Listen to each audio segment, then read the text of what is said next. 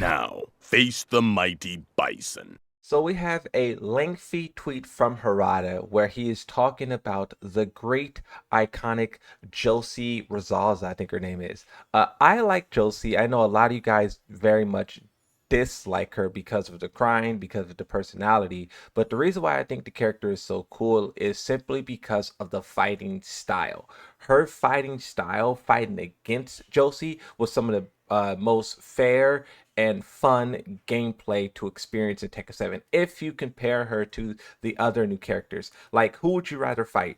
Josie, Claudio, Shahid, Gigas, Lucky Chloe. Like, I think Josie's like, you know what I mean? Or a Katarina. Katarina, before she got all the buffs, was really cool as well. But I like Josie. I think her gameplay was really cool. But Harada's talking a little bit about what the character offers in terms of story. Someone says, can we get more Josie lore? Now, Josie is one of the few characters in Tekken who I think is one of the has the best stories, like the best foundations. Even though she was only in 7, what they told us about her in 7 did great for establishing her as a character, her motives, but also expanding on the world as we know it. She is a model, but also she does like kickboxing and whatnot. Her family kind of pushed her down that path. But then also her country, Philippines, was hit by a tsunami. And when that happened, the Mishima Zaibatsu stepped in to help, with, rebuilding and everything. And that's what made her like the Mishima Zaibatsu so much. We see them as an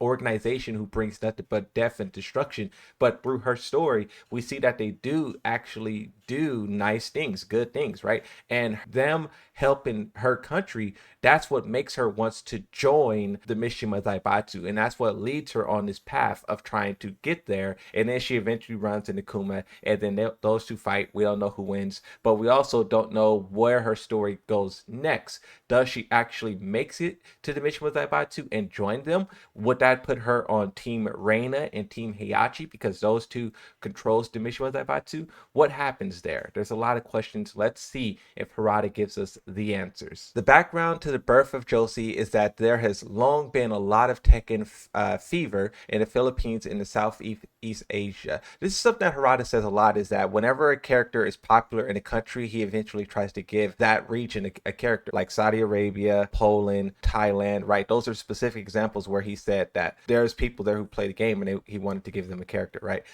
He goes on to say the Philippines had a lot of Tekken arcades since the 90s, and I myself have visited the country many times with sales staff and had contact with the community.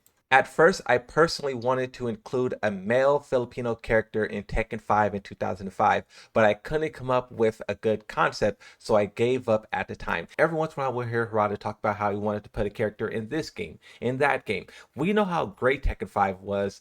Would it have been better or slightly worse if they added a male Filipino archetype? And then the same thing for Tekken 6, right? They wanted to put Zoe in that game. Would that have made the story better or worse? Because say what you will about Tekken 6, but it's the game, in my opinion, that tried the best to expand upon the world and the characters. And would Zoe have made that better or worse? I wonder if they brought Zoe. Zoe is, for those of you who don't know, Zoe is the Tekken Force female character. She's a part of the Mishima Zaibatsu. She's loyal to whoever leads it. So if she does exist in the world, she would now be on the side of Reina and Heihachi. And how would that whole thing work out?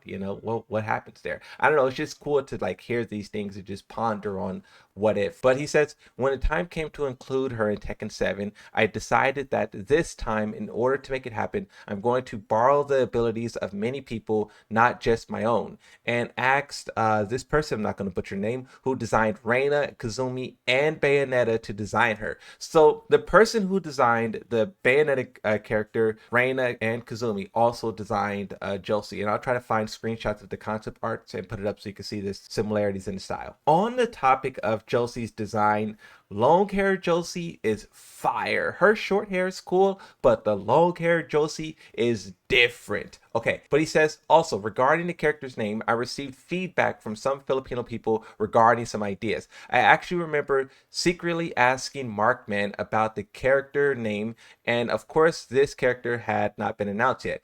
At the time, he told me Filipino hero. I thought it might be a cool idea to take hints from this, so I decided on Josie Rizal.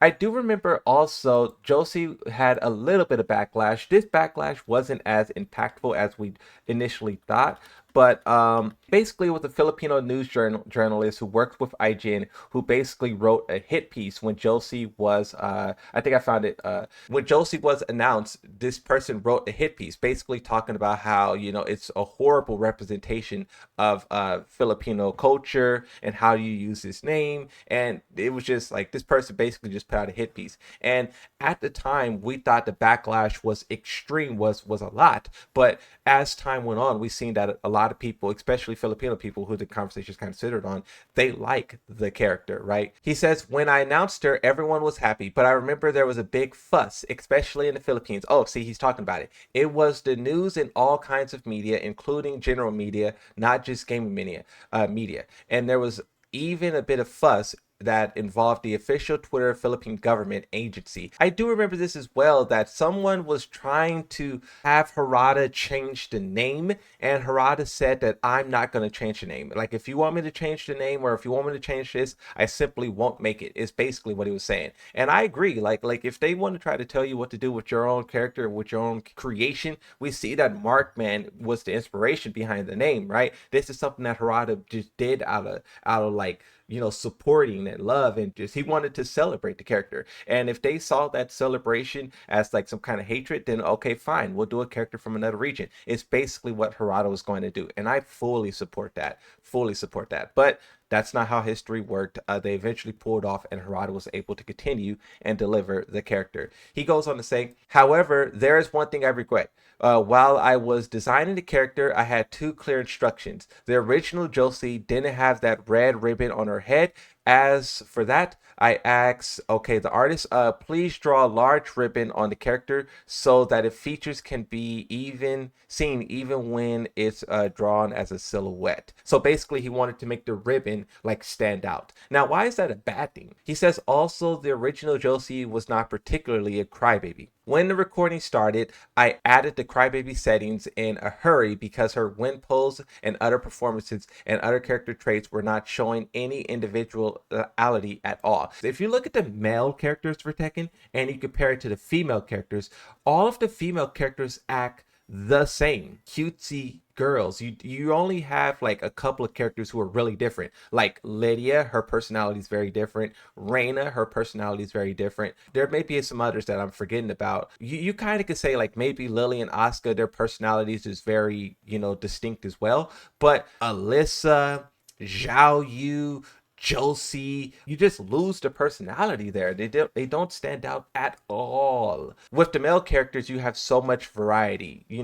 Paul Phoenix, Steve Fox, Law, Brian, Dragonoff, Yoshi, Eddie, the Mishimas. It's endless, the different types of personality there with the male characters. And I feel like that's something that they kind of suffered with for a very long time. But with Tekken 8, they're starting to get it together. We're starting to see different personalities really shine through. Like even with Zafina, with Azuzina and stuff like that, right? But he goes on to say, in the past, there were many cases where the character's personality, Jin, Heihachi, Alyssa, Brian, Dragonoff, etc., was created by sudden interactions at the time of recording or animation product. So the staff did not doubt this idea. So basically he's saying like they improvise. And this is something that's done in like Hollywood in general, right? The movie industry. Some of the most iconic scenes, like some of the stuff is improvised. Like I'll just throw out an idea.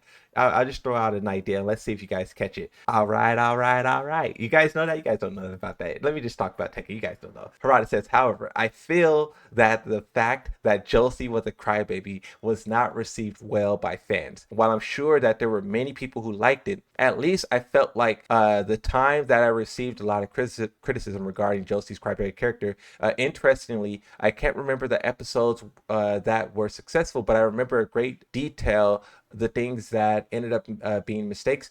It would be a lot easier if it was the other way around. So if they were to bring back Josie, I think they should make her evolve from the personality crybaby thing. Like, I'll take Raven as an example, right? Raven was really strong in like Tekken 5. He was strong enough to battle Heihachi. But then somewhere in and also in Tekken 6, he was strong enough to help Lars fight Azazel. So he had a lot of power. But then all of a sudden in Tekken 7, they started to slander his name. They had Master Raven call him like a joke and an imbecile and all these things. But then they took that very bad decision in Tekken 7 and they turned it around in Tekken 8 and they made Raven come back stronger. Now I'm a master. Now my training is complete. Witness the art of the Mishima ninja, whatever he says, right? So I think they could do the same thing with Josie, where she goes through this traumatic experience, she overcomes all of that, and she shows up as a stronger character. I think people will respect that, and also when they see that she ditched that original personality, they probably will